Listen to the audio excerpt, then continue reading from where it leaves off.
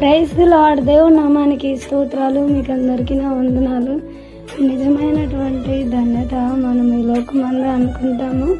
ఎటువంటి కష్టం లేకుండా, ఎటువంటి దుఃఖము కలగకుండా మరి సుఖముగా ఉండడమే నిజమైనటువంటి ధన్యకరమైన జీవితం అని ఈ లోకంలో ఉన్నవారు అనుకుంటారు. కొన్నిసార్లు దేవుని నమ్మిన మనము కూడా అనుకుంటాము. ఎందుకంటే కష్టాలు సుఖాన్నే కోరుకుంటాయి. ఎందుకంటే కష్టము వేదనకరమైనది, బాధాకరమైనది, భరించలేనిది కాబట్టి సుఖాన్ని కోరుకుంటాం. ఏది ఏమైనా దేవుడు ఏమంటున్నాడంటే శోధన సహించేవాడు ధన్యుడు అంటున్నాడు. మనమేమో కష్టం వస్తే, వేదన కలిగితే, దుఃఖము కలిగితే అబ్బా నాకెందుకు ఈ దుఃఖము, వేదన, కష్టము అని బాధపడతాము.